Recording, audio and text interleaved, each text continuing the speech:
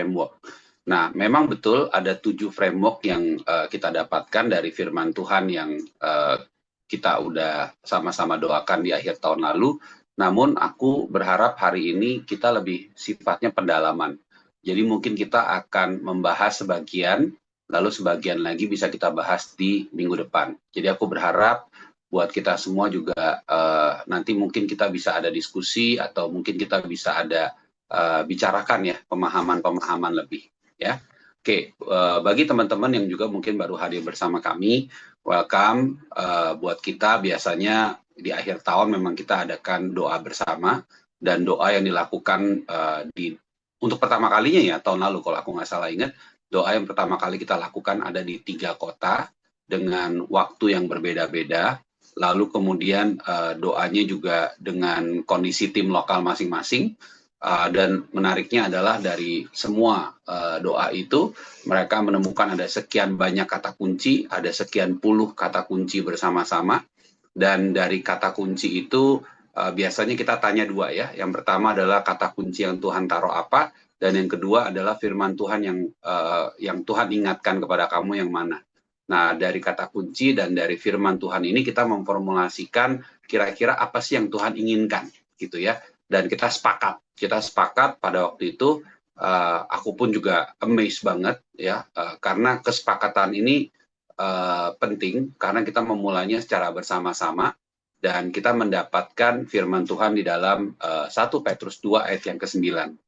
Tetapi kamulah bangsa yang terpilih, imamat yang rajani, bangsa yang kudus, umat kepunyaan Allah sendiri, supaya kamu memberitakan perbuatan-perbuatan yang besar dari dia ya, perbuatan besar yang dari dia, yang telah memanggil kamu keluar dari kegelapan kepada terangnya yang ajaib.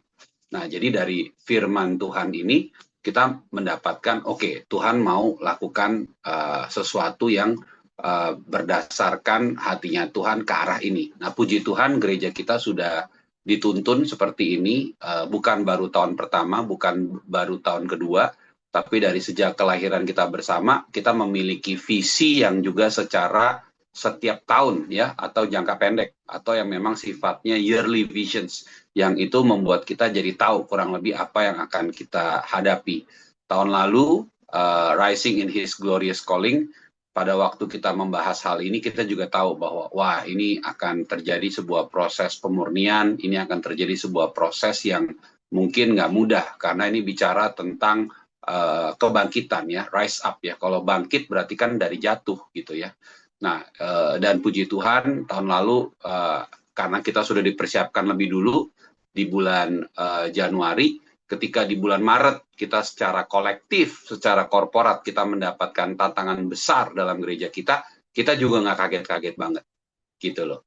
Nah, ini yang sebenarnya keren, karena Tuhan kita kalau bilang bahwa dia menyertai kita, berarti baik dalam keadaan super baik, baik dalam keadaan yang menantang, ya dia menyertai kita. Ya puji Tuhannya kita lebih tahu, kita dikasih tahu lebih awal. Tapi ya kita akan melewatinya jika berkenan ya bersama dengan Tuhan, gitu ya. Nah ini kerennya ya, luar biasanya. Jadi itu bukan sesuatu yang istilahnya mistis, tapi ya memang ini merupakan tuntunan yang daripada Tuhan. Beda dengan mistisism yang tidak memiliki dasar. Oke? Nah, kita sudah sepakat dengan firman Tuhan ini, 1 Petrus 2 ayat yang ke-9, lalu kemudian kita mencoba memformulasikannya, ya waktu itu teman-teman dari 3 kota juga berusaha untuk memformulasikannya. Aku secara pribadi merasa masih belum benar-benar ketemu banget, tapi ketika kita secara pribadi berdoa, aku rasa ada beberapa kata yang bisa lebih menunjukkan entitas kita atau identitas kita. Nah, dari situlah keluar visi kita di tahun ini, yaitu chosen to become His living testimony. Ya, jadi kita memang sudah dipilih atau terpilih untuk menjadi kesaksian hidup yang merupakan miliknya Tuhan.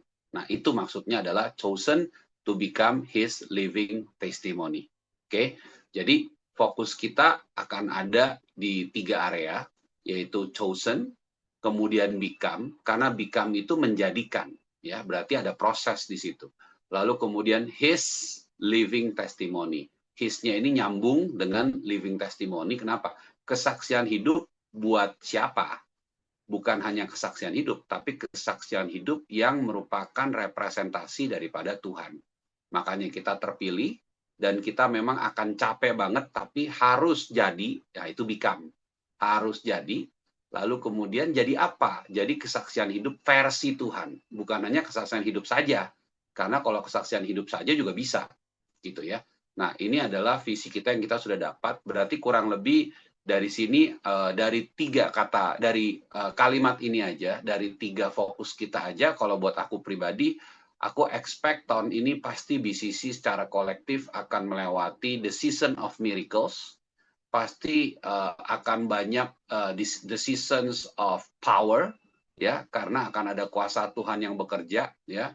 Mungkin aku nanti akan dapat kesaksian teman-teman kita yang ada di kota-kota lain, misalnya jadi ghostbuster, ya, atau pengusir setan maksudnya, atau bisa juga menjadi penyembuh misalnya, ada yang sakit gitu ya, atau juga bisa menjadi pengubah hidup orang gitu ya, yang tadinya mungkin sudah ngalamin banyak tantangan yang melemahkan tapi bisa dikuatkan. Nah, aku akan kebayang sekali gitu kalau ada kata chosen to become his living testimony, itu yang nomor 1 gitu ya. Di kepala aku pasti akan ada banyak power encounter di situ. Lalu yang kedua juga pasti akan lebih banyak mengembalikan kepada visi misi dan juga budaya daripada BCC kembali ya. Semua gereja adalah satu tubuh Kristus. Kita sangat menyukai gereja-gereja manapun juga karena kita belong to one God ya, one body of Christ. Tetapi di sini kata chosen ini mengembalikan bahwa akan ada pembuktian bahwa ya loh BCC itu memang orangnya modelnya begitu gitu. Misalnya apa? Chosen itu bicara tentang menjadi terang bagi kota melalui komunitas yang memuridkan. Berarti kata chosen ini juga pasti akan menjadikan proses ya bagi hati teman-teman yang ada dimanapun, kalian akan didukung oleh Tuhan ya, karena kuasa Tuhan yang bersifat terang itu akan menerangi kota tersebut. Dan itu akan membuat ada sebuah hati yang digerakkan, akan ada hati yang digerakkan sehingga membuat proses pembangunan budaya baru atau gereja Tuhan di area tersebut pasti akan terjadi. Kenapa? Karena itulah identitas kita. Identitas BCC dari dulu ya memang kita melakukan ya 3 hal, menjadi terang bagi kota melalui komunitas yang memuridkan ya, to become the light ya, community builder and discipleship oriented. Nah, ini pasti fokus kita ke area 3 itu, gitu ya. Teman-teman yang udah jauh lebih keren, yang udah lebih lama, mereka tahu bahwa kadang aku meningkatnya itu jadi CDM. Ya, kita itu community base, kita itu discipleship base, ya. Lalu kita itu sangat missional base. Nah, fokus kita di area 3 itu. Nah, ini adalah merupakan pemetaan awal daripada kata chosen. Ya, jadi ini bicara proses. Nah, ini aku kebayang begitu bilang chosen to become his living testimony. Oke, yang pertama mungkin akan banyak hal-hal yang seru nih tahun ini nih. Berarti kita mesti siap nih, diri kita mesti siap akan terjadi hal-hal yang seru-seru yang mungkin nggak kepikiran gitu yang pertama. Yang kedua, ini akan menguatkan identitas BCC secara kolektif yang sebetulnya sedang terjadi apa. Oh wow, itu yang kedua gitu ya. Nah, yang ketiga, aku impresi yang aku dapatkan atau pemahaman yang aku dapatkan gini, kalau bilang living testimony, kita bilang living testimony ya, berarti menurut kalian apakah itu predetermined testimony atau it could be spontaneous testimony? Menurut kalian yang mana? Coba boleh isi di dalam kolom kolom chatting, kalau misalnya ada kolom chatting. Kira-kira kalau menurut kalian bicara living, kalau bicara living berarti itu bicara organik, berarti itu berbicara sebuah situasi yang predictable atau lebih ke area yang non-predictable. Menurut kalian yang mana? Kalau kita bicara living testimony, kira-kira yang mana? Boleh dituliskan di dalam kolom chat lagi, aku masih lihat, masih lagi nunggu. Betul sekali, ya. Berarti memang fokus kita itu yang ketiga, yang kesan yang aku dapatkan begitu ada kata chosen to become his living testimony, berarti setiap daripada kamu yang ada, yang memang punya hati untuk sungguh-sungguh mau berproses di area sini, ya, berproses di area sini. Kalian yang pengen menundukkan diri kepada pergerakan yang Tuhan adakan, berarti siapapun dari kita itu eligible. Berarti siapapun dari kita itu eligible untuk mendapatkan sebuah proses promosi, ya. Berarti setiap daripada kita, kalau ada kata living testimony ini, itu bicara eligible. Berarti setiap daripada kita itu tidak ada senioritas. Senioritas dalam arti kata gini loh. Oh, yang udah lebih lama kenal Tuhan pasti dapat mukjizatnya lebih banyak. Yang udah lebih lama kenal Tuhan pasti dapat mukjizatnya lebih sering. Belum tentu. Bisa aja kamu yang baru bergabung, tapi karena situasi hati kamu benar, situasi hati kamu itu benar gitu ya, itu akan membuat kamu jadi jauh lebih ngalamin proses kuasa Tuhan dalam kehidupan kamu. Berarti kita semua saat ini eligible. Nah, itu maksudnya living testimony itu kayak gitu. Ya. Nah, ini 3 hal aja yang aku bagikan secara impresi. Jadi kalau ada kata chosen to become his living testimony yang ada di kepalaku, ya 3 hal ini. Gitu loh. Oh ya, berarti akan banyak ngalamin kuasa Tuhan tahun ini. Kita mau lihat ya, sesuatu yang memang kuasa Tuhan tuh apa sih? Kuasa Tuhan itu terdiri dari kata kekuasaan Tuhan gitu ya. Nah, kuasa Tuhan itu berbicara tentang kekuasaan Tuhan. Berarti gini, kekuasaan Tuhan hanya bisa terjadi ketika kekuasaan kita pribadi tidak dipakai. Ketika kekuasaan diri kita tidak dipakai, maka akan ada kekuasaan yang lebih tinggi. Nah, itu kekuasaan Tuhan. Disingkat jadi kuasa Tuhan. Berarti gini, ketika kita lebih mendahulukan kekuasaan Tuhan, maka kekuasaan Tuhanlah yang akan terjadi di dalam kehidupan kita. Bukan di saat kita mengutamakan kekuasaan kita. Nangkep ya? Contoh, ketika kamu marah dengan roommate, marah dengan teman, kamu pakai kekuasaan siapa? Gitu loh. Kalau kamu pakai kekuasaan Tuhan, berarti kamu akan berespon dengan cara Tuhan yang berbeda. Kalau kamu menggunakan kekuasaan pribadi, ya kamu berhak buat marah. Kamu boleh marah, kamu marah habis, kamu maki-maki habis, tapi setelah itu berhenti. Ya itu kan kekuasaan kamu cuma bisa sampai situ. Gitu loh. Bisa ngerti ya maksudnya ya. Nah, inilah bicara kuasa Tuhan. Jadi bicara yang pertama ya, chosen to become his living testimony. Impresi aku 3 hal. Yang pertama akan banyak ngerasain kuasanya Tuhan, ya sudah pasti kuasa Tuhan yang terjadi dalam kehidupan kita, gitu ya. Lalu yang kedua, kita akan berbicara memang ada sebuah proses untuk mengafirmasi daripada visi dan misi dan culture daripada BCC, karena di situ ada kata chosen, ya. Lalu kemudian yang ketiga itu berbicara tentang bagaimana setiap daripada kita tanpa memandang senioritas itu akan menjadi eligible product untuk living testimony, his living testimony. Nah, ini pandangan aku ya, pandangan aku 3 area ini. Nanti teman-teman kalau ada tambahan atau apa boleh silahkan, boleh share gitu ya kepada aku. Nah, kemudian kita juga belajar bahwa visi itu sebetulnya dibagi ya. Ini aku harus ulang-ulang terus agar kita sadar. Kita semua yang namanya murid Kristus percaya kepada satu Tuhan ya, yang bukan sektarial atau sekte gitu ya. Sekte itu apa? Misalnya dia nggak percayanya bahwa Alkitab itu bukan yang nomor 1 ya. Ada kitab lain, biasanya kitab pendiri ya, ada kitab pendiri. Nah, Alkitab bukan satu-satunya kitab yang berotoritas. Nah, itu berarti sektarian. Lalu kemudian ada juga yang berkata bahwa Tuhan Yesus itu manusia, bukan orang. Manusia bukan Tuhan gitu ya, cuman orang biasa. Nah, itu juga artinya sekte. Lalu kemudian ada yang nggak percaya bahwa Allah kita itu adalah Allah Bapa, Allah Anak, dan Allah Roh Kudus. Ada yang percaya cuma 1, ada yang percaya cuma 2. Nah, itu juga artinya di luar daripada pemahaman yang kita bangun secara kolektif. Nah, biasa penyesatan itu datang dari 3. Nah, tapi puji Tuhan kalau kita udah belajar akan hal ini, makanya hati-hati ya, karena masuknya ajaran-ajaran yang unik ini memang seringkali membuat kita bingung. Nah, aku berdoa supaya kita semua nggak bingung. Nah, visi itu berbicara tentang visi secara keseluruhan atau kingdom visions, ya. Itu adalah kita semua yang murid Kristus tadi, yang nggak sesat itu. Itu kita semua juga ada namanya Kingdom Visions. Lalu setelah itu ada the Body of Christ Visions, itu ada the Church Visions. Lalu juga ada Yearly Visions, ya, tahunan kita. Lalu kemudian ada Personal Visions. Nah, Personal Visions, kalau kalian masih belum yakin, bisa ikut 3 yang di atas.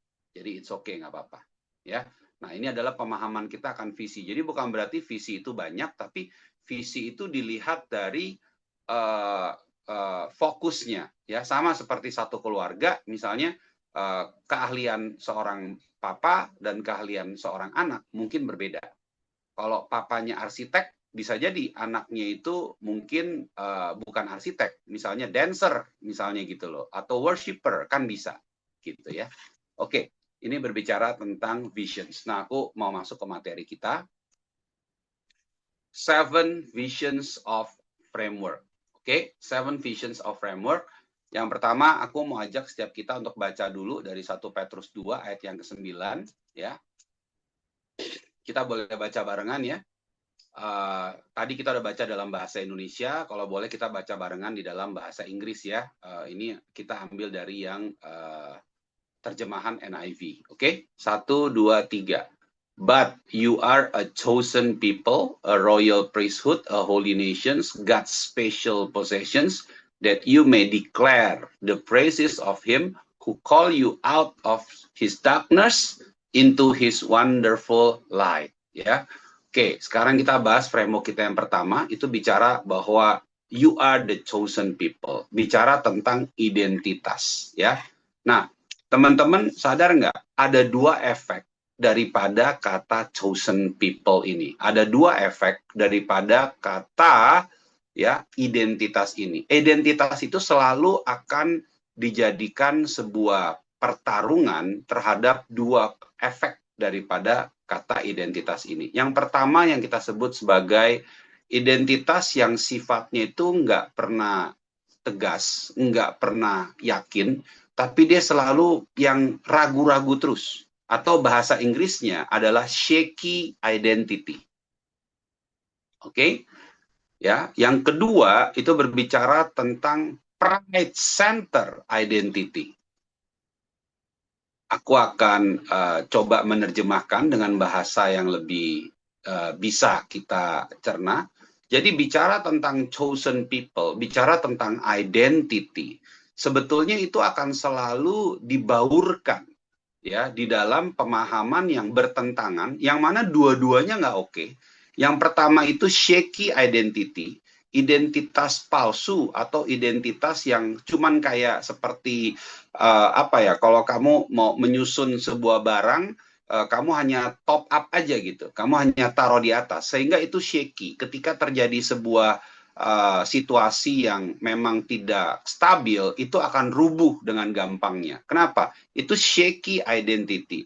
Ciri-ciri daripada shaky identity, biasanya orang tersebut akan merasa insecure, nggak pernah yakin tentang segala sesuatu dalam kehidupannya. Ya, begitu lagi sedang jalan, lalu terjadi gempa bumi, waduh, mati gua. Mungkin nggak tahu dia berpikirnya seperti apa. Yang pasti dia nggak mikirin Tuhan. Dia berpikiran diri sendiri. Ya, kacau nih. Ya, ini bicara shaky identity. Yang kedua, ciri-cirinya bisa juga itu adalah people pleaser. Makanya kadang orang-orang yang shaky identity, dengarkan baik-baik, tidak bisa berkata tidak kepada teman-temannya. Ayo kita ikutan Halloween. Oke. Ayo kita pergi clubbing. Oke. Atau kalau diancam, ini satu kelas clubbing semua. Kalau lu enggak, lu bakalan dikucilkan dari kelas lu. Oke. Nah, dengan cepat gitu ya. Nah, itu adalah shaky identity. Kenapa? Karena orientasinya menyenangkan apa kata orang. Kenapa? Karena dia sendiri nggak tahu apa kata Tuhan buat diri dia. Karena dia tidak pernah tahu apa kata Tuhan buat diri dia, dia mengizinkan identitas dirinya diisi oleh orang lain, diisi oleh external entity. Itu yang menyedihkan, ya. Lalu kemudian jelas kalau shaky identity ini ya akan selalu memiliki shaky foundations. Kenapa? Karena fondasinya itu juga pasti akan berubah-ubah. Jadi hari ini dia bisa datang ke kamu dengan keyakinan saya anak Allah dengan begitu luar biasa. selang 2-3 hari bisa berbeda. Kenapa? Ini adalah shaky identity. Ya, termasuk juga seringkali ketika kamu lagi sedang melakukan hal-hal yang sifatnya kamu tahu itu nggak benar. Misalnya, kamu satu hari kamu marah. Ketika kamu marah, kamu nanya, aduh, gue masih Kristen nggak ya? Gue masih anak Tuhan nggak ya? Karena gue marah nih. Kalau marah kan bukan anak Tuhan, gitu loh. Jadi pada saat marah lu anak iblis, gitu loh. Kan nggak juga, gitu loh. Ngerti nggak maksudnya? Nah, itu adalah shaky foundations. Kenapa? Berarti identitas kita ditentukan hanya dari tindakan kita. Wow, bukankah itu yang dituliskan dalam firman Tuhan di Perjanjian Lama? Itu kan berbicara bahwa kita mendasari ya kebenaran iman kita hanya kepada tindakan yang benar. Kan nggak bisa. Seharusnya kan tidak seperti itu. Ya, nah ini bicara shaky foundations. Jadi masih belum benar-benar bisa memahami dan mengerti bahwa siapapun diri kamu dengan segala kelemahan yang kamu hadapi atau kelemahan yang kamu lewati dalam setiap kehidupan, itu bukan berarti mempertanyakan kembali identitas kamu. Karena identitas kamu itu sudah final. Ya, identitas itu sudah final. Firman Tuhan dikatakan, karena kamu adalah buatan Allah. Ya, bukannya dikatakan bahwa karena kamu mungkin buatan Allah. Karena kamu 80% buatan Allah. Karena kamu 50% buatan Allah. Karena kamu 70% buatan Allah. Kan enggak? Dikatakan final, kamu adalah buatan Allah.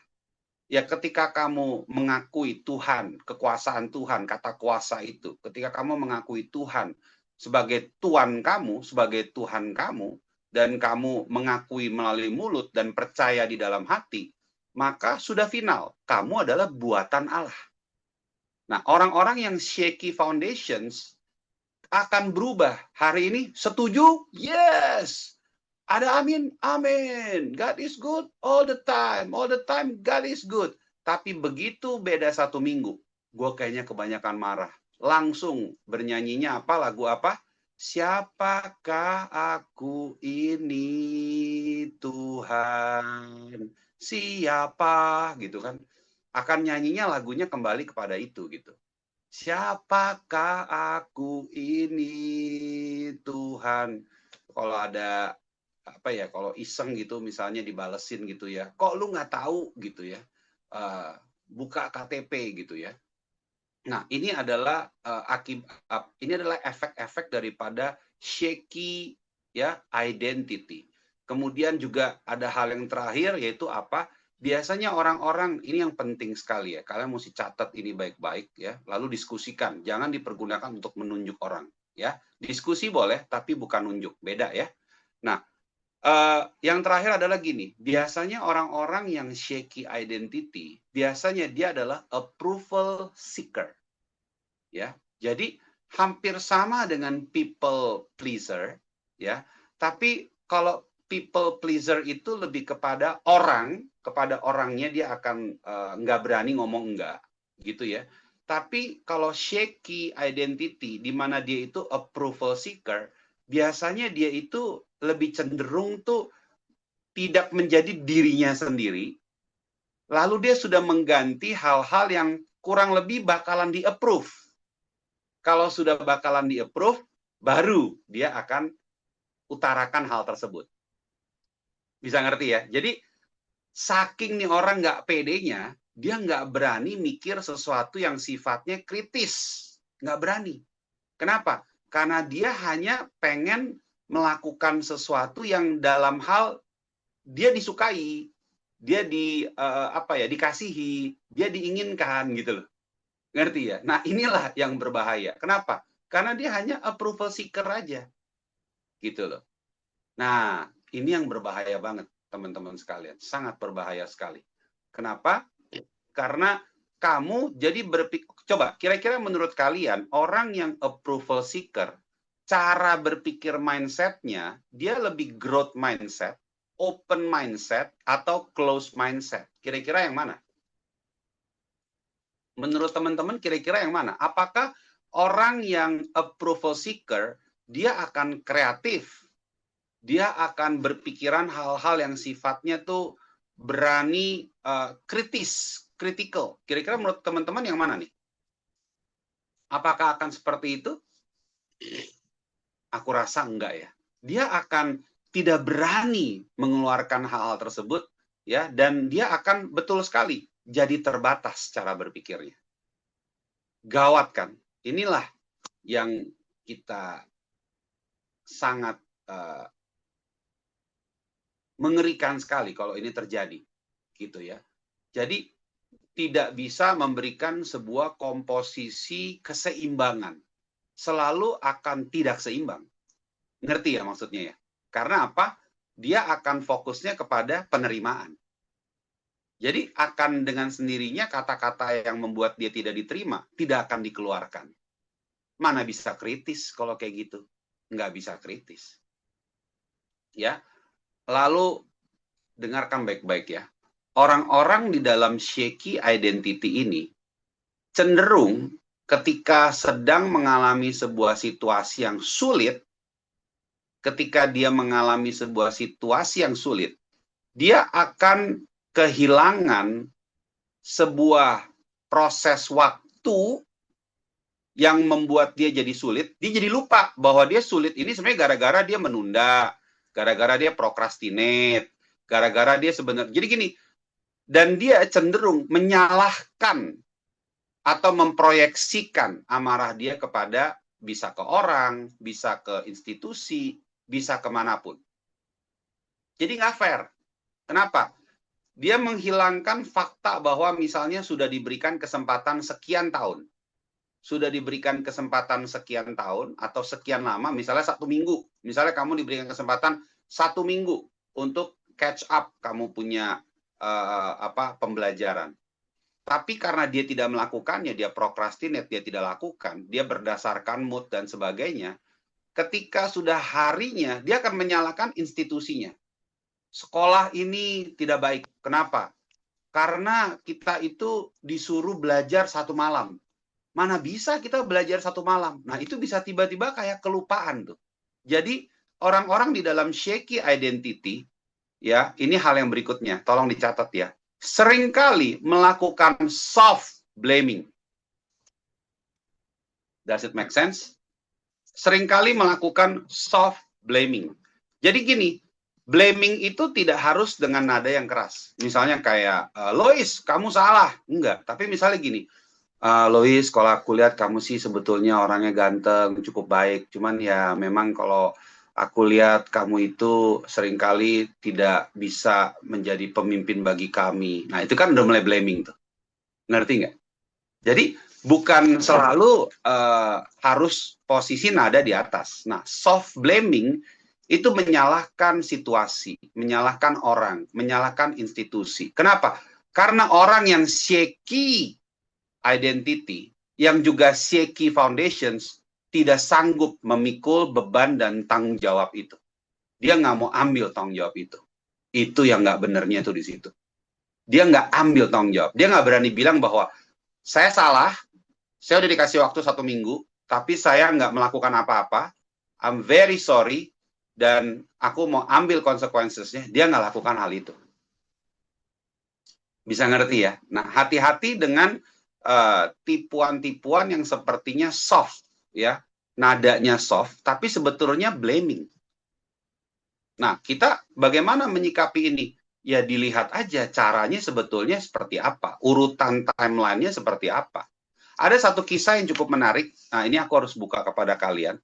Di Amerika ada satu situasi yang cukup menarik buat pembahasan. Aku nggak tampilin videonya. Tapi ceritanya begini, ada seorang pencuri atau robber, anak berusia 21 tahun, yang ketika dia lagi lewat, anak pria ini dia mau mencuri dari seorang wanita. Nah, bad luck-nya buat si pencuri ini adalah yang dia curi adalah atlet MMA gitu loh. Tapi memang cewek gitu loh. Jadi cewek ini kan cewek lagi atlet MMA, dia nggak kelihatan atlet lah, kan kelihatannya biasa aja dari luar. Nah, begitu pencuri ini ambil tasnya si atlet MMA yang lagi aktif dan baru perang ini, gitu ya, itu langsung sama atlet MMA ini langsung dilawan, gitu loh. Nah, waktu dilawan kalah seri gitu, kalah seri. Jadi begitu dilawan itu dihantam balik sama atlet MMA-nya ini, kena ke bagian wajah dan itu membuat tulangnya hancur. Tulang daripada si pencuri ini hancur, tulang apa nih namanya? Tulang ini apa sih namanya? Tulang, Rahang. iya, tulang rahangnya hancur sampai ke bagian hidung dan menyebabkan dia koma nggak sadar. Nah, yang menarik adalah orang tua daripada anak ini, yang pencuri ini, menuntut atlet MMA tersebut, kalau nggak salah, $1 juta. Karena apa? Kamu menyebabkan anakku jadi koma, gitu loh.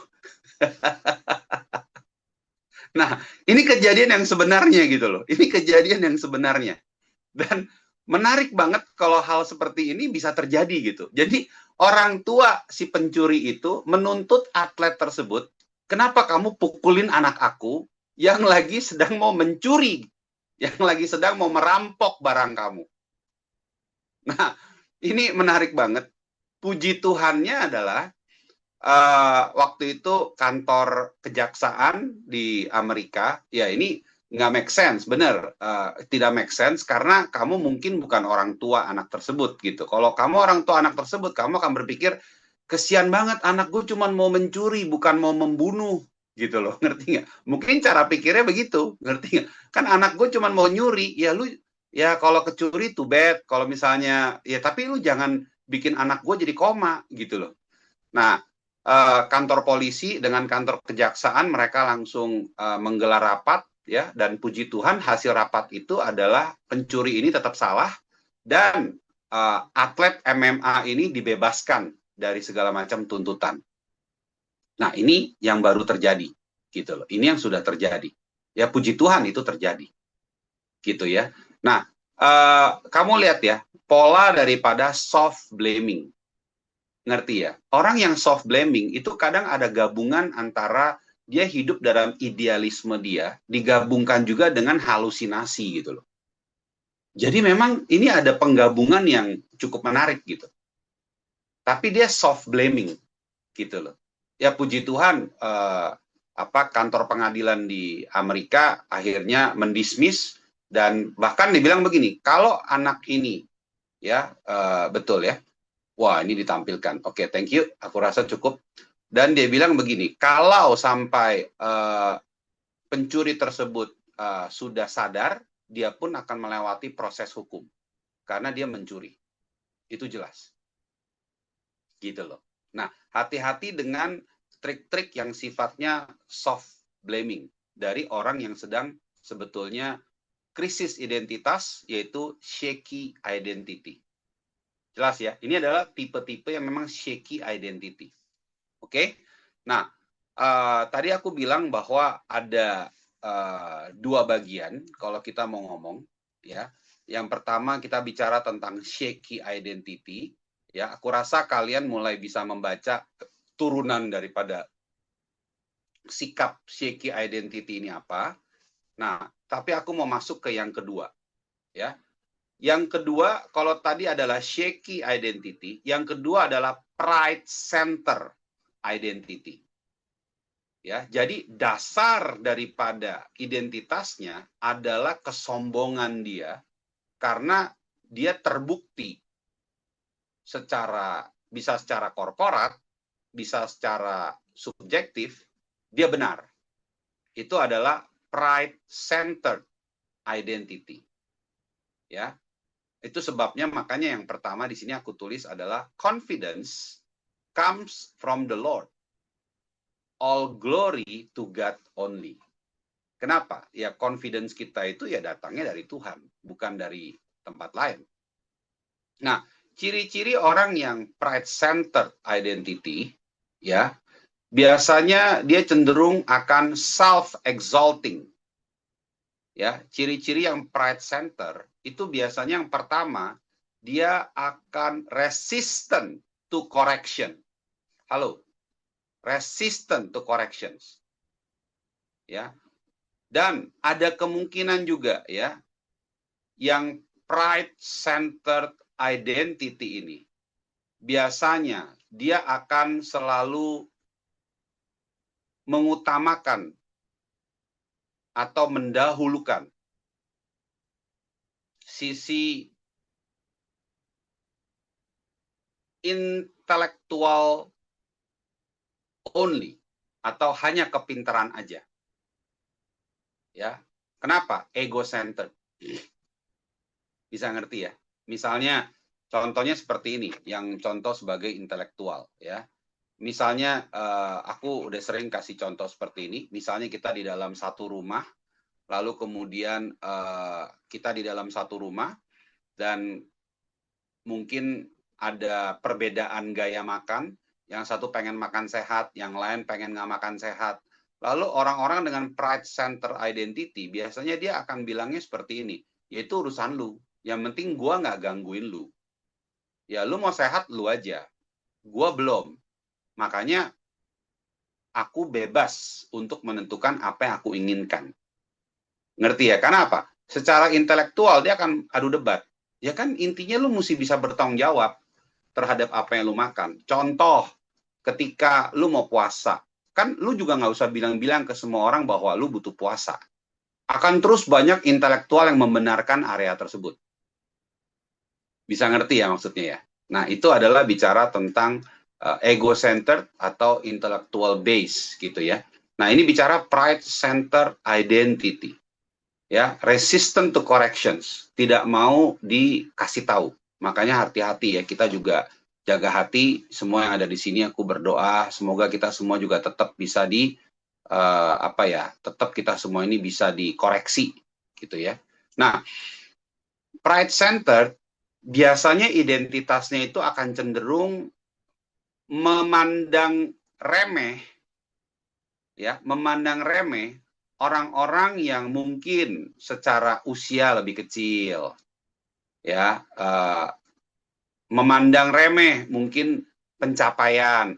Lu belum ranking 1, nggak usah ngomong deh sama gue. Kalau lu udah ranking 1, baru kita ngomong bareng. Kekayaan lu di bawah gue. Coba, lu emang 1 bulan bisa menghasilkan berapa? Baru 1.000. Ya, 1.000 mah dikit banget. Gue 100.000 sebulan. Lu nggak level ngomong sama gue. Lu boleh ngomong sama anjing gue. Nah, lu ngomong sama anjing gue. Nah, misalnya kayak begitu. Nah, ini apa ya? Dia akan melihat ukuran kehidupan itu hanya dari sisi yang menurut dia secara subjektif itu benar. Ini bahaya banget. Jadi kebenaran atau tidak kebenaran hanya ukurannya itu dari diri dia dan mungkin juga dari result oriented. Nah, teman-teman mesti tahu nih, apakah hasil selalu mendeterminasi sebuah kebahagiaan? Kalau iya, maling bahagia loh. Perampok bahagia loh. Pencuri bahagia loh. Ya, pemerkosa nggak butuh dituntut loh. Kalau memang ukurannya seperti itu. Kan enggak. Gitu loh. Jadi tidak selalu harus tidak harus selalu hasilnya itu adalah result oriented. Karena kalau bicara result oriented itu akan beda gitu loh. Contoh, berapa banyak, aku jelaskan lagi ya. Berapa banyak kalau kita lihat misalnya gini. Kisah tentang Robin Hood gitu ya. Kamu mencuri dari yang kaya, lalu kamu memberikan kepada yang miskin. Apakah itu membenarkan caranya? Kalau memang itu membenarkan, berarti Pablo Escobar nggak akan dikejar-kejar polisi. Karena itu yang dia lakuin. Dia sangat dicintai loh oleh kelompok dia di area dia pada waktu dia masih hidup. Pablo Escobar itu kan bandar narkoba ya. Gitu loh. Nah, ini adalah sebuah pemahaman yang mungkin kita harus berani keluar dari cara kerangka berpikir subjektif kita. ya. Self-exalting, inflated, resistant to corrections, ego-centered, ya, awareness based on intellectual only. Nah, itu semua adalah tipuan-tipuan daripada pride-centered identity. Oke, sekarang silahkan kalian tulis dalam catatan kalian sendiri, kalian lebih cenderung yang mana? Apakah kalian cenderung kepada shaky identity, ataukah kalian cenderung kepada pride-centered identity? Orang yang pride-centered identity ngomongnya kayak gini, saya butuh bukti. Kalau pride-centered identity di kalangan researcher, dia akan bilang begini, mana hasil penelitiannya? Kalau nggak ada jangan ngomong. Mana jurnalnya? Kalau nggak ada jangan ngomong. Emang kalau ada jurnal, lu pasti benar. Ya tergantung jurnalnya dibuat, dilakukan, waktu itu sedang frame-nya mau melakukan apa. Ya tergantung. Itu kan nggak bisa kamu putuskan dalam satu pertemuan. Tapi biasanya orang yang pride center, dia akan selalu begitu. Mana? Ini nggak ada jurnalnya, ini nggak ada dasarnya, ini nggak ada research-nya. Ah, lu mah cuman uap yang di depan gua. Nah, serem. Ya, ini bicara pride-centered identity. Kamu yang mana? Ya, yang benar seperti apa, Pes? Yang benar yang tadi kita baca bareng.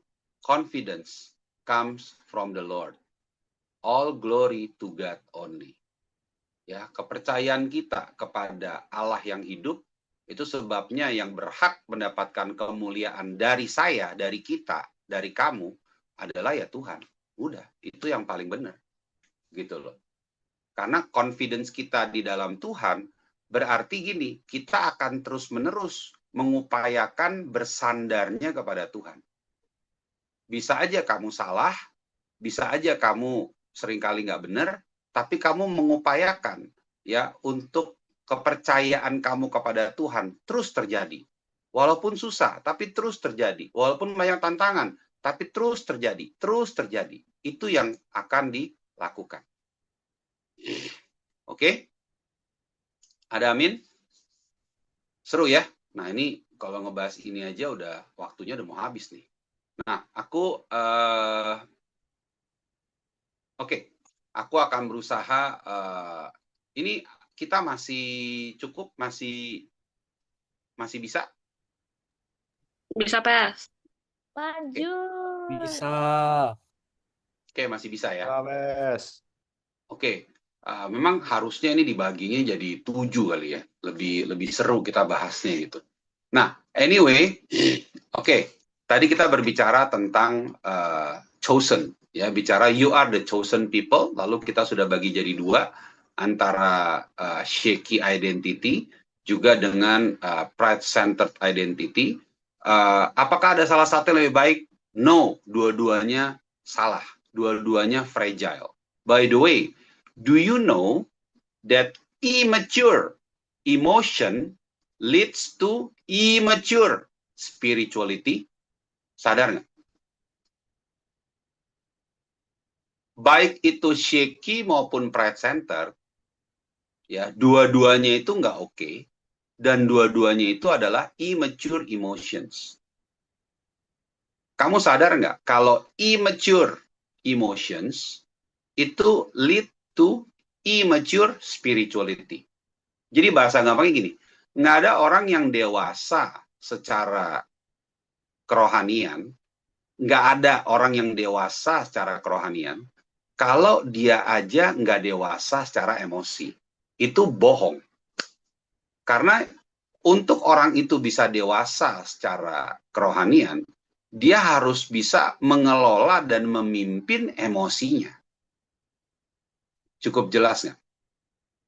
Nah, ini semoga memberikan gambaran dan pemahaman. Jadi kamu kalau ketemu orang ngelihat masih sangat immature secara emosi, ya otomatis kamu pun bisa melihat apakah dia akan bisa sedewasa itu. Ya. Nah, kata immature ini memang menarik sekali. Ya, setiap daripada kita akan selalu ada kecenderungan bersinggungan dengan area emosi. Tapi Yang aku maksudkan adalah ketika kamu tidak mengambil tanggung jawab atau cara untuk bisa kelola emosi kita. Ya, makanya dituliskan di sini immature emotions leads to immature spirituality. Oke?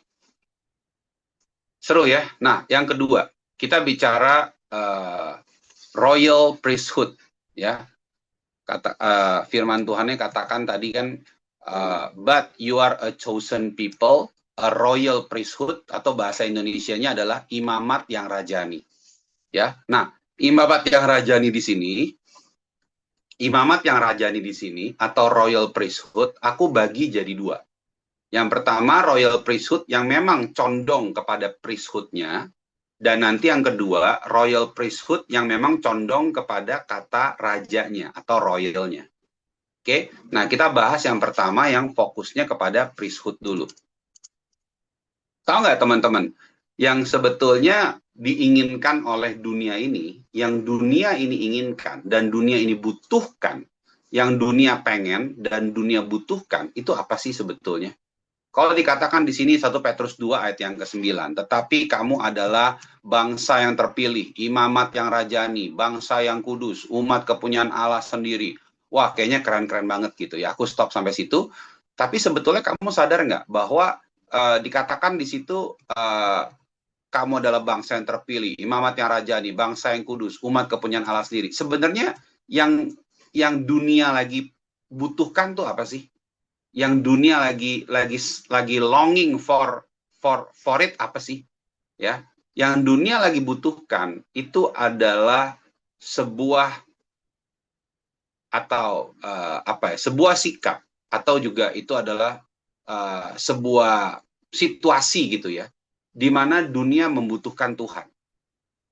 Kalau dunia membutuhkan Tuhan, maka sikap untuk kita menolong orang, membawa dia kepada Tuhan, itulah yang disebut dengan priesthood atau imam. Imam itu adalah menjembatani. Imam itu adalah kita berusaha untuk menolong orang, untuk dia datang kepada Tuhan. Itulah yang kita sebut dengan kata mengimami atau imam. Yang dunia butuhkan adalah, ada nggak orang-orang yang bisa imamin gue kepada Tuhan?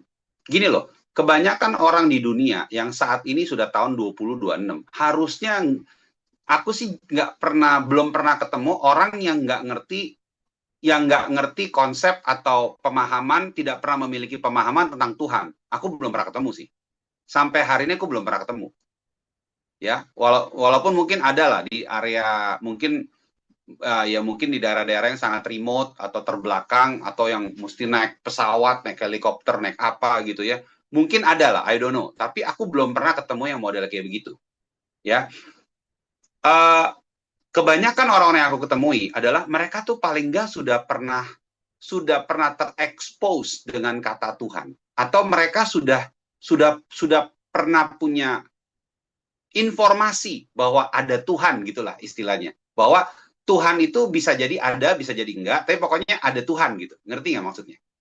Nah, yang dunia saat ini kekurangan adalah orang-orang yang bisa membawa orang lain yang baru tahu akan Tuhan, ngalamin Tuhan. Itu yang dunia kekurangan. Itulah yang disebut dengan imam. Yang dunia sedang cari saat ini adalah kita semua yang bisa melakukan tugas mengimami. Gitu loh. Bisa cukup jelas ya, cukup ngerti ya. Nah, bagaimana sih cara untuk kita bisa mengimami gitu ya?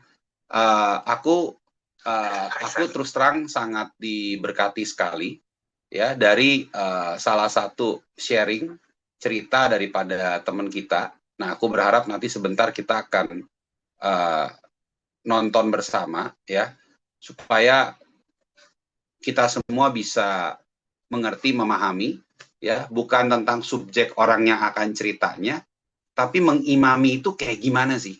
Nah, ini aku berusaha ambil dalam konteks yang paling dangkal, yang paling sederhana, paling gampang, paling sederhana ya. Semoga kita semua bisa memahami dan mengerti hal ini. Oke? Yes. Coba aku mau tahu kalau menurut kalian dari video yang barusan kalian saksikan, kira-kira apa yang kalian tangkap ya? Coba silahkan yang ada di sini. Aku lihat ada Kezia, ada Joen, ada Gav. Silahkan ada Tessa juga, ada Lois, ada Tim. Kalau aku pengen tahu pemahaman kalian tuh bagaimana? Silahkan.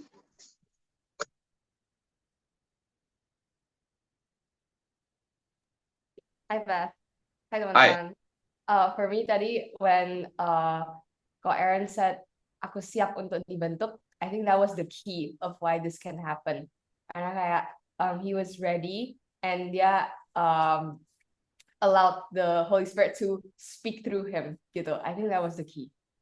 Itu dari me. Thank you. Oke, thank you. Yang lain? Satu lagi, silakan.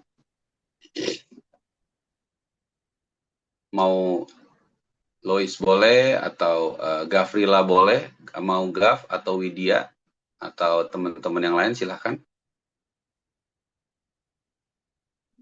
Hai, Pas.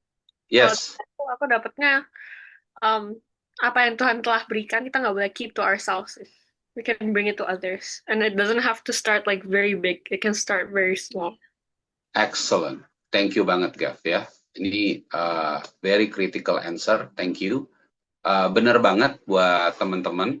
Jadi kita bicara tentang mengimami itu seringkali kalian kecampur dengan konsep yang sudah sering dikenal sebagai kata pelayanan. Padahal mengimami itu nggak harus selalu dalam bentuk pelayanan. Kamu nggak harus sudah melayani dulu baru bisa mendoakan orang. Mendoakan itu adalah merupakan gaya hidup murid Kristus, teman-teman. Kalau mendoakan orang harus lu melayani di gereja dulu, bisa kebayang kagak? Kira-kira bagaimana dunia ini melihat Tuhan kita gitu? Kayak berarti sampai segitunya gitu loh. Dan itu nggak benar. Ya, nah aku berdoa supaya setiap daripada kita bisa melakukan tugas ini. Ya, kita perlu untuk bisa mengimami, ya. Tapi bagaimana kalau kamu sendiri juga dalam keadaan yang tidak baik? Ya, kamu mengimami di dalam kelemahan kamu. Contoh, saat ini, malam ini, aku juga lagi tidak sehat. Aku lagi tidak sehat, bukan yang dalam kondisi paling top saat ini, terbatas. Tapi aku lakukan yang bisa aku lakukan. Apakah berarti saat ini aku nggak layak? Lebih baik berarti karena aku sedang nggak sehat, apakah aku memberikan pembahasan kita materi ini lebih rendah derajatnya, atau lebih rendah poinnya, atau nilainya lebih rendah? Kan enggak. Gitu loh. Itu tergantung sikap hati kamu yang mau bagaimana. Nah, inilah pola pikir. Bahwa, hey, kita semua ini adalah merupakan anggota kerajaan imam yang Tuhan sudah berikan dalam kehidupan kita. Ayo, justru di saat ini dunia membutuhkan kalian, membutuhkan orang-orang, membutuhkan imam, membutuhkan orang-orang yang bisa membawa mereka datang kepada Tuhan. Ayo guys, di saat ini, imami lebih banyak. Imami sekeliling kamu. Tapi bagaimana Pes kalau awkward banget dengan teman-teman? Lebih awkward lagi, ya, kalau lu nggak ngelakuin apa-apa ketika temen lu butuh. Itu istilahnya gini, bayangin kalau ada setan di area situ ya. Kalau ada setan, setannya kayak bengong gitu. Bayangin kalau kamu adalah polisi gitu ya. Ketika kamu lewat, setan kan bakal, tiba-tiba ada polisi gitu kan. Tapi terus habis itu polisinya bukannya mengusir setan, polisinya malah bengong. Itu setan yang bakal bingung gitu loh. Kebalik gitu. Setannya bakal bingung gitu kayak, oh ini kenapa gitu. Nggak biasanya kayak begini. Ya, kita semua adalah imam, kata Tuhan, kata firman Tuhan. Ayatnya di mana? Ya yang barusan kita baca lah. 1 Petrus 2 ayat 9. Kamu adalah imam.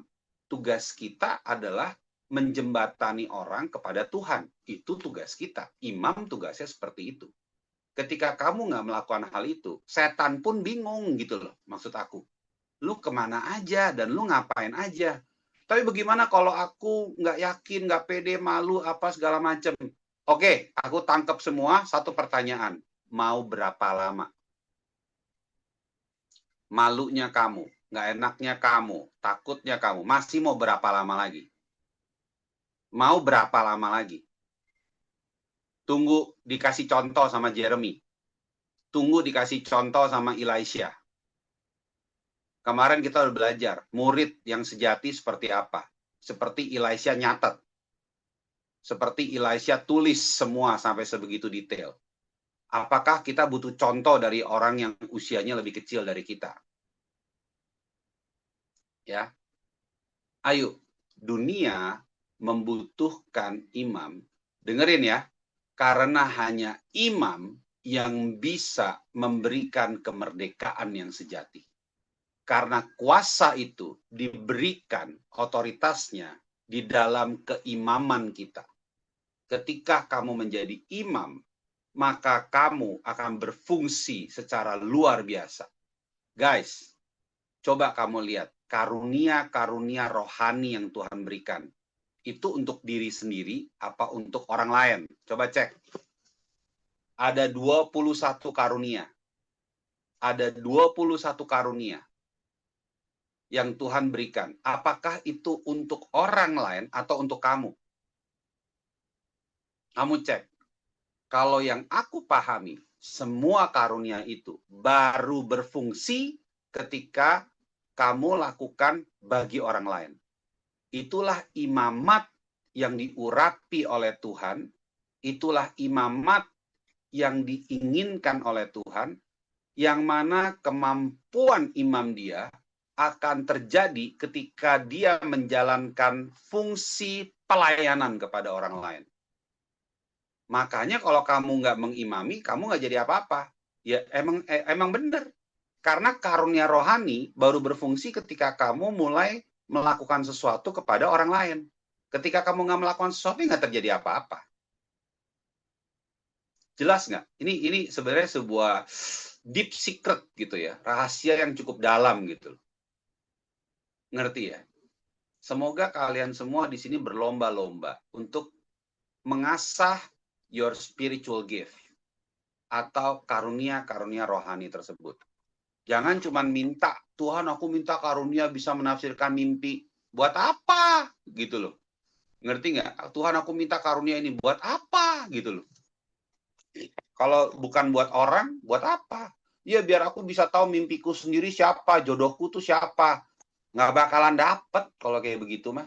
Karena itu pasti buat orang. Ngerti nggak maksudnya? Poinnya dapat nggak nih?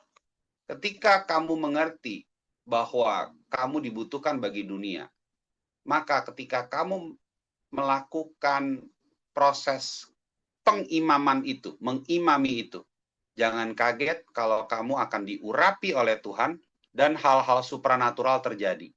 Hal-hal yang aneh-aneh terjadi. Tiba-tiba kamu bisa mendapatkan indera visual. Tiba-tiba kamu bisa kayak mendapatkan sebuah visi atau dengar suara atau apapun itu. It could be happen, it can be happen. Itu sangat bisa terjadi. Cukup jelas, teman-teman sekalian? Ya. Nah, aku mau kita sama-sama baca dari firman Tuhan poin kita yang nomor 2. Setelah ini kita akan siap-siap ke poin ketiga ya. By the way, Angelo ada di sini. Angelo, apakah ada di sini?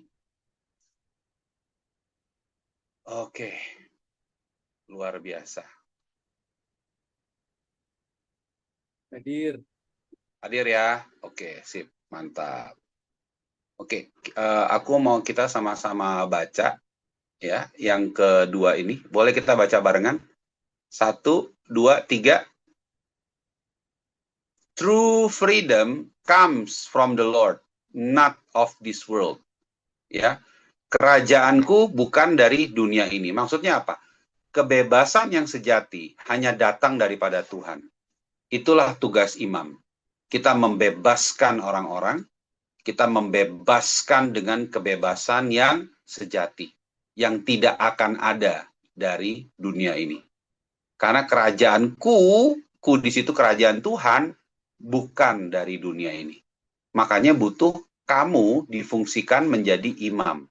Makanya butuh kamu penugasan sebagai imam.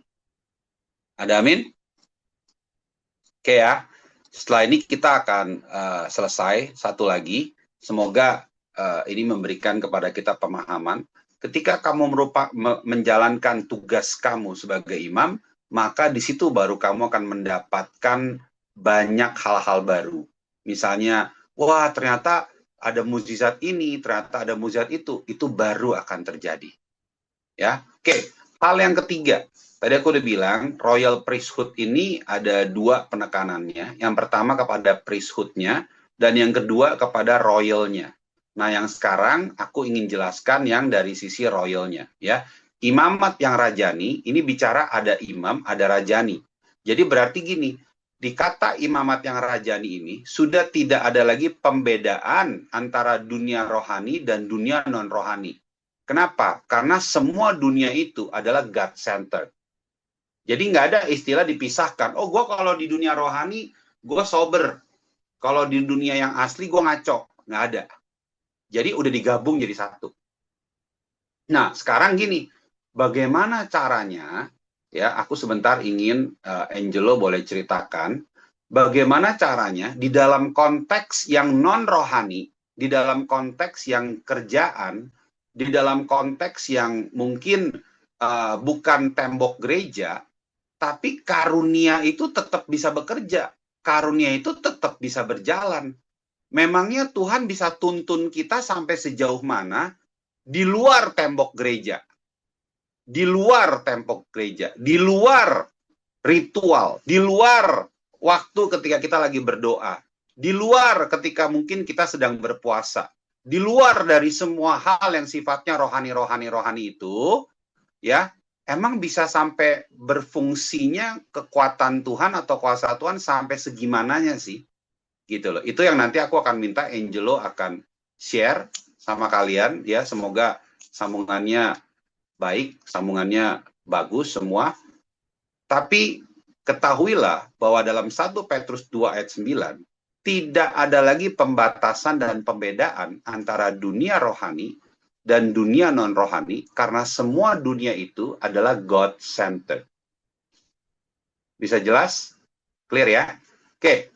Angelo, apakah kita bisa diskusi sebentar? Bisa. Oke. Mungkin suaranya masih kedengaran double kalau di aku. Kalau sekarang apakah sudah aman? Sudah aman. Oke, Baik. Jo, coba kamu boleh ceritakan pengalaman kemarin bagaimana Tuhan menuntun kamu supaya teman-teman di sini mereka terbuka bahwa kita tetap bisa relevan, kita tetap bisa berfungsi. Karunia-karunia rohani itu tidak hilang. Tuntunan-tuntunan Tuhan itu tidak hilang. Bahkan seru banget, ya. Bisa juga kita aplikasikan di dalam dunia kerja, dunia profesional, dan dunia manapun. Karena itu sebenarnya umum banget, ya. Oke, silakan Angelo. Time is yours. Baik, thank you, Bes. Jadi, hai teman-teman. Jadi aku mau cerita dikit. Season di awal tahun ini yang seru banget. Jadi konteksnya adalah tahun ini tuh aku belajar tentang bagaimana untuk punya iman gitu kan. Jadi aku belajar kalau iman itu percaya dengan dasar yang benar, yaitu dasarnya adalah Kristus. Nah, singkat cerita, jadi aku kan baru keluar dari pekerjaan itu ya, awalnya dari company Cina, lalu aku mencari pekerjaan yang baru. Dan kebetulan aku ada di bidang arsitek. Nah, kemarin setelah keluar, aku tuh ada proses dalam mencari kerja. Itu cukup cukup lama lah, dari bulan November, Desember gitu kan. Aku aktif apply sambil aku juga freelance untuk bisa menutup kebutuhan. Lalu aku juga banyak berdoa nih gitu kan. Karena kalau respon awal aku itu, aku kalau misalkan menghadapi sesuatu, dapat challenge, mendapatkan pressure, itu aku suka stres sendiri karena aku mengandalkan diri sendiri. Nah, lalu karena aku sudah mendapatkan tuntunan ketika aku berdoa, aku mendapatkan hati untuk terus beriman. Aku diteguhkan juga dengan iman-iman firman-firman yang aku dapatkan. Lalu aku praktek lah dalam 1-2 bulan itu. Aku tetap apply, aku sambil doa juga, aku juga beriman dan aku ubah mindset aku dari yang mungkin awalnya banyak takut dan sebagainya, aku ubah jadi contohnya seperti ini. Misalkan aku datang ke Jakarta Barat untuk interview dengan salah satu company yang oke juga, tapi kok nggak dapat panggilan ya. Nah, itu respon aku awal tuh pasti kayak kayak kok aku kayak kurang bagus deh atau gimana ya atau gimana. Tapi karena aku beriman, jadi aku ubah mindsetnya. Aku percaya sama Tuhan dan aku ubah. Oh mungkin ini belum saatnya aja gitu. Oh mungkin ini bukan tempat yang tepat gitu. Nah setelah 1-2 bulan aku berdoa, aku minta tuntunan sama Tuhan karena aku mulai kepikiran kan kayak kok nggak ada panggilan ya atau apa yang salah gitu. Apakah CV-ku jelek atau apa gitu. Nah, aku tanya sama Tuhan dan aku berdoa. Dan aku akhirnya dapat hati untuk oke, let's go out gitu kan. Aku coba turun ke lapangan karena nggak ada bola yang datang. Ya udah aku coba kejar bola deh gitu. Aku em, aku imani. Lalu aku juga nggak tahu aku mau kemana gitu. Aku imani dulu. Aku bikin kartu nama. Karena kalau di Indonesia tuh masih di dunia profesional masih pakai kartu nama gitu kan, kartu profesional card gitu. Aku bikin kartu nama. Lalu aku siapin juga eh, kalau kalian tahu tuh elevator pitch, jadi kayak 10 second presentation gitu. Aku siapin, aku pelatihan juga. Lalu aku cari di internet untuk kayak event-event arsitek gitu.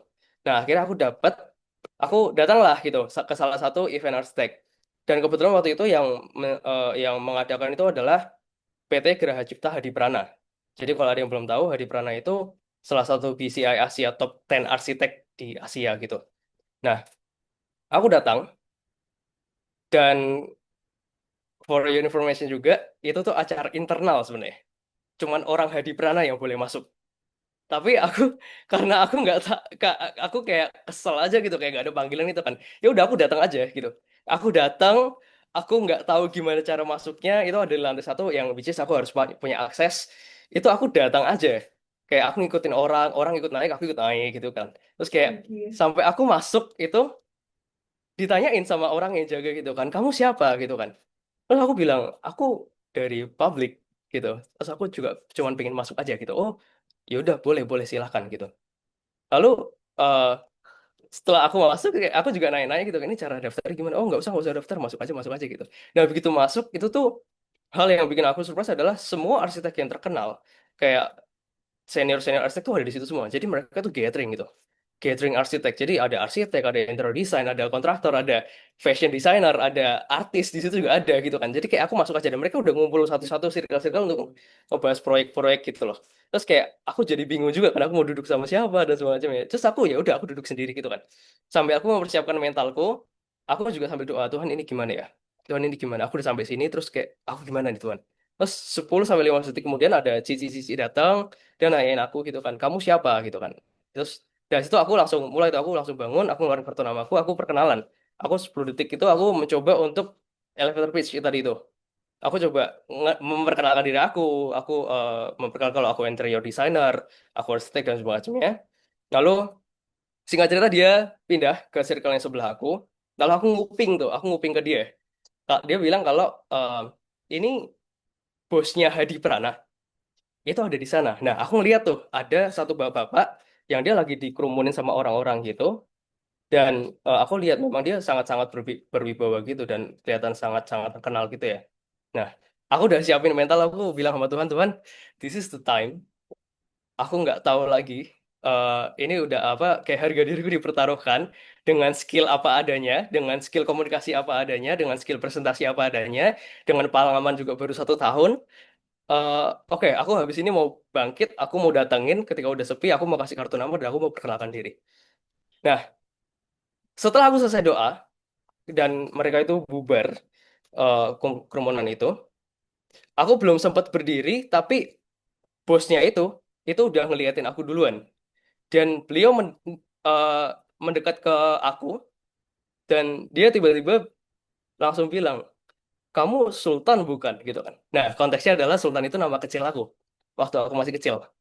Kamu Sultan bukan? Terus aku bilang, Iya Pak, saya Sultan gini, aku perkenalan gitu-gitu. Beliau tanya, kamu datang sama siapa? Di sebelah kamu siapa yang duduk itu kan? Aku bilang kayak, nggak ada Pak. Terus dia bawa tasnya dia duduk di samping aku dan kita ngobrol akhirnya. Beliau itu posisinya gini, jadi kayak ada komisaris, ada chief arsitek, nah dia bawahnya nih, dia di sini nih. Nah, aku ngobrol sama dia, singkat, terus aku juga penasaran kan, kok Bapak tahu eh, nama saya gitu. Iya, jadi kan kemarin aku sempat pulang ke Semarang karena ada paman aku yang meninggal dan paman aku adalah arsitek. Nah, paman aku ini menikah dengan tante aku. Nah, ini ternyata adiknya gitu. Dan aku belum pernah ketemu sama sekali seumur hidup gitu kayak aku nggak kenal ini siapa. Jadi kayak aku datang dengan nggak tahu aku mau ketemu siapa gitu loh kayak. Tapi tiba-tiba malah ketemu sama keluarga dan beliau juga ternyata di Hadi Prana itu. Dan akhirnya aku ngobrol, aku diajak sama beliau untuk muterin gitu kan, ketemu sama orang-orang, aku ketemu sama William K. Patey, itu yang dia chief arsiteknya, chief interior design. Lalu ketemu senior leadernya, ketemu sama komisarisnya, aku dikenalan, terus aku sharing apa yang aku pelajari waktu di Cina gitu kan. Dan akhirnya dari situ ngobrol-ngobrol-ngobrol dan aku akhirnya masuk ke Hadi Prana gitu. Nah, em, itu sesuatu yang aku nggak nggak tahu, aku nggak planning, aku cuma ngikutin apa yang Tuhan tuntun dari apa yang aku dapat ketika aku doa, terus I'm just doing it gitu loh kan. Jadi fokusnya tuh kayak I just believe and do it, lakukan dengan iman, terus aku change my mindset gitu ya, change my perspective. Even aku nggak tahu apa yang bakal terjadi, even aku nggak tahu siapa yang bakal aku temui, aku mau ngomong apa aku juga eh, apa adanya gitu ya. Tapi aku do it excellent. I do preparation and intentionally faith. Nah, itu yang em, aku senang banget karena aku bisa melihat pekerjaan Tuhan, aku bisa melihat janjinya Tuhan digenapi di situ, dan itu malah jadi menumbuhkan iman dan daya juangku sih. Gitu, teman-teman. Kasih tepuk tangan buat Terima kesaksian yang kasih. memberkati kita semua. Thank you ya, Jel. Jadi udah masuk nih. Hampir, bentar lagi. Dikit lagi, Oh, dikit lagi, dikit lagi. dikit lagi ya. Oke, luar biasa. Kalau thank you ya, Jel ya. Kalau yang kemarin Angelo sempat share ke aku dari bapak tersebut, akhirnya dia juga bilang, udah nanti aku titipin aja ya. Jadi ternyata masih ada titipannya. Tapi walaupun titip-titipannya tetap harus lewatin prosedur juga ya, harus lewatin proseduralnya gitu. Nah, jadi apa yang kita belajar dari sini? Ya, kamu tetap bisa melakukan, ya, mengaktifkan kemampuan kamu itu nggak hilang, kemampuan secara supranatural atau pengurapan Tuhan bahasanya. Ya, seperti Angelo yang aku kebayang, karena kantornya kan dia cerita itu sebetulnya di dekat kantornya Natasha ya, kalau aku nggak salah ya. Bukan di Energy Building ya, udah pindah kan? Apa sih? Sequi Center. Sequis, ya. Nah itu di Sequis Center gitu loh. Jadi kamu bisa kebayang nggak bagaimana yang pertama, aku merasa ini penting sekali buat kita bisa pahami dan pelajari, beda orang hidup dengan iman atau tanpa iman. Yang model ini, dia udah bikin dulu tuh kartu nama, itu udah satu poin. Yang kedua, dia udah bikin presentasi 10 detik. Ya, 10 detik kan ya, bukan 10 menit ya. Oke, nah itu ada istilahnya tadi 10 apa? detik. 10 seconds ya bro? Betul, 10 detik. Nah, 10 seconds ya. Lalu yang ketiga, ini kan preparation kan yang dia bisa lakukan. Kalau preparation seperti ini, tantangannya adalah mindset. Bener ya? Antara males atau nggak males, mau atau nggak mau, betul ya? Tapi dia nggak cuman dua ini, dia yang ketiga, yaitu apa? Dia execute ngelawan orang. Gitu loh. Istilahnya apa? Kalau ditanya sama orang, lu ngapain ke sini? Dia bisa nangis kan. Kayak, wah nggak tahu mesti ngapain gitu loh. Jawabnya mesti gimana nggak tahu. Tapi dia bisa overcome that fear. Gitu loh. Nah, itulah konteks royal priesthood yang Tuhan mau. Itulah konteks royal priesthood yang Tuhan mau. Dan benar banget tadi aku baca di kolom, ini mah BCC banget. Iya benar, BCC tuh kayak begini. Gereja kita tuh kayak begini. Memang kayak begitu. Dari tadinya nggak dipikirkan bakalan memiliki pengaruh atau nggak ada prediksi bahwa akan terjadi apapun, nggak ada. Tapi ya karena kita orang-orang, sekelompok orang yang mampu mengatasi mengatasi pikiran internal kita, tapi kita juga berani mengelola situasi keluar, internal dan eksternal. Dan kualitas itu ada di dalam cerita daripada Angelo. Gitu loh. Nah, aku pengen setiap daripada kita terinspirasi. Ya, hari ini kita belajar, aku rasa cukup 3 hal aja. Karena ini 3 hal aja kayak aku sebenarnya masih pengen share gitu. Tapi aku khawatir nanti malah ngapus yang lain, malah menghapus yang di depan gitu, sayang gitu. Ya, kita bicara tentang identity, kita bicara juga tentang priesthood. Nah, yang terakhir ini, malam hari ini kita bicara juga tentang royal priesthood yang penekanannya lebih kepada royal. Maksudnya apa? Kita selalu akan bisa relevan dengan dunia ini, kita tetap, ya, dan kita akan merasakan, walaupun kita relevan, kita tetap akan bisa merasakan perbedaannya. Karena gini, sederhananya gini teman-teman, kalau kita percaya Tuhan dan tidak percaya Tuhan sama, ngapain kita percaya Tuhan? Ketika kita percaya Tuhan, pasti ada yang membedakan. Contohnya apa yang membedakan? Kalau dari berdasarkan cerita Angelo, ada tuntunan yang jelas. Tapi kembali lagi, tuntunan sejelas apapun, ya, kalau kita tidak respon dengan benar, buat apa ada tuntunan? Ujungnya nggak ada guna juga. Nah, memang tuntunan bicara itu adalah haknya Tuhan, tetapi juga respon kita yang menjadikan tuntunan itu berarti bermakna dan berharga. Jelas teman-teman sekalian, aku sangat bersyukur banget. Wow, kasih tepuk tangan yang luar biasa buat Tuhan kita, dan kasih tepuk tangan juga buat Angelo yang thank you juga udah jadi kesaksian buat kita semua ya. Thank you ya. Penekanannya bukan di nama PT-nya, bukan apa yang akan terjadi di sana. Aku juga nggak percaya bahwa Tuhan udah membukakan, berarti dia akan seumur hidup kerja di PT tersebut. Belum tentu. Itu cuma cara. Tapi dari pengalaman ini, itu memberikan kemuliaan kepada Tuhan. Dan bukti bahwa Tuhan tetap bekerja, apapun bidang kerjamu, apapun bidang kehidupan yang nanti akan kamu pilih. Mau kamu jadi penyanyi, mau kamu jadi chef, tukang masak, mau kamu jadi entrepreneur, mau kamu jadi researcher, atau mau jadi apapun, tetap kalau engkau izinkan, Tuhan akan bisa bekerja dalam kehidupan kamu. Ada amin? Ya, aku berharap, ya betul, thank you, all glory to God, ya. Oke. Thank you, aku mau kita baca dulu satu yang nomor 3 ini ya. Nah, ini ya. Ayo kita baca sama-sama ya. 1, 2, 3. Relevant without compromising value. You can be a builder everywhere. Kamu bisa menjadi pembangun rumah Tuhan, pembangun kerajaan Allah dimanapun kamu berada. Ya, oke.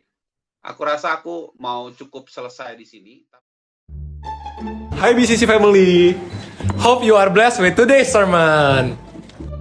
But when the Bible said, berbahagialah orang yang mendengarkan firman Allah dan menaatinya. Jadi yuk aplikasikan firman Tuhan hari ini. I also encourage untuk teman-teman you follow our Instagram BCC Fams and subscribe to our YouTube channel supaya kita bisa sama-sama diperlengkapi dan bertumbuh bersama untuk serupa dengan Kristus. Dan bagi teman-teman yang butuh dukungan doa, konseling, dan mencari komunitas, boleh kontak melalui Natasha 0812 345 06768. Because you are loved, you are welcome. Let's grow together! See you soon, BCC family!